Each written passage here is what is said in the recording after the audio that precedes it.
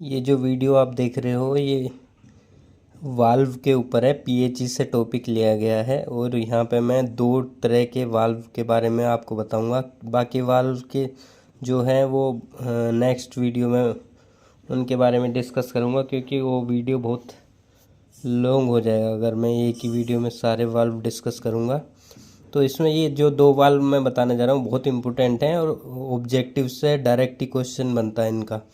तो इसका नाम है गेट वाल्व, इसको शट ऑफ वाल्व भी बोलते हैं, स्टॉप वाल्व भी बोलते हैं और स्ल्यूस वाल्व भी बोलते हैं। ये सारे के सारे एक ही वाल्व हैं और एग्ज़ाम में डी ट्रिपल एस भी हो चाहे एसएससी हो, बहुत सारे जो एग्ज़ाम होते हैं उसमें किसी भी नाम से आ जाता है।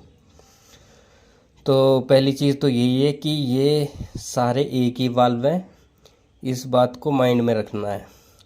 दूसरा मैंने यहाँ लिखा हुआ भी है और मोस्टली जो काफ़ी समय से तैयारी कर रहे हैं उन्हें पता भी होगा कि इसका मेन काम ये जो है, these are use to regulate the flow of water through the pipe, मतलब पानी के जो प्रवाह को कंट्रोल करता है और सामान्यतः 2 से 3 किलोमीटर के अंतराल पर लगाए जाते हैं।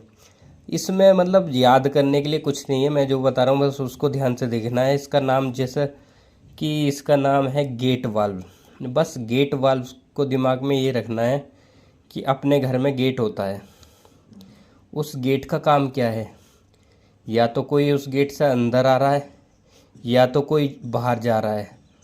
उन अंदर बाहर जाने वालों का कंट्रोल है उस गेट पे, मतलब उस गेट के थ्रू ये अंदर आ रहे हैं, उस गेट के थ्रू बाहर जा रहे हैं। तो सीधा सीधा इसका फंडा, इसका सार यही है कि इसके थ्रू जो पानी है वो इस डायरेक्शन में भी जा सकता है, उस डायरेक्शन में भी जा सकता है।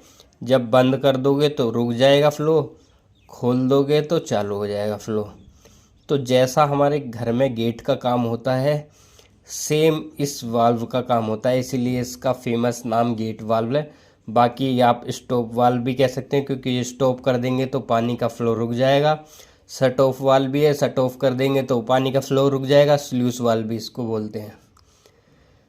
तो इस वाल्व से मेरे ख्याल से इतना भी अगर याद रख लोगे तो कितना भी घूम फिर के क्वेश्चन जो आएगा आप उसे कर लोगे। दूसरा वाल्व देखते हैं अब। दूसरा वाल्व बहुत इंपॉर्टेंट है, ये एग्ज़ाम पॉइंट ऑफ व्यू से। इसका नाम है reflux valve, non returning valve या चेक वाल्व। तो ये भी बहुत एसएससी हो, डी ट्रिपल एस भी हो, हरियाणा का कोई एग्ज़ाम हो, किसी भी एग्ज़ाम में आते रहते हैं, आप देखोगे इनको बहुत बार देखोगे एग्ज़ाम में आए हुए। तो इसका सीधा सीधा लगभग लगभग पता हमको होता है, ऑटोमेटिक वाल्व है जो ऑटोमेटिक तरीके से काम करता है, पानी को जो एक डायरेक्शन में बहने देता है, अपोजिट डायरेक्शन का विरोध करता है। और जैसा सेकंड पॉइंट में लिखा हुआ है, when the pump is operated the valve is automatically open, but when the pump is suddenly stop the valve is automatically closed, they prevent backward flow of water to the pump. इससे आप समझ गए होंगे, लेकिन इसमें भी आपको ज़्यादा दिमाग लगाने की ज़रूरत नहीं है। इसमें देखो, इसका जो नाम है रिफ्लक्स वाल्व, इसको अगर हम तोड़ें तो क्या बन रहा है, री प्लस फ्लो प्लस एक्स, मतलब री मतलब दोबारा, फ्लो मतलब जो पानी का फ्लो है, एक्स मतलब डू नॉट, मतलब पानी के फ्लो को दोबारा वापस ना आने दे, जो उसको रिफ्लेक्स वाल्व कहते हैं। सीधी सीधी लैंग्वेज इसकी ऐसे ही है।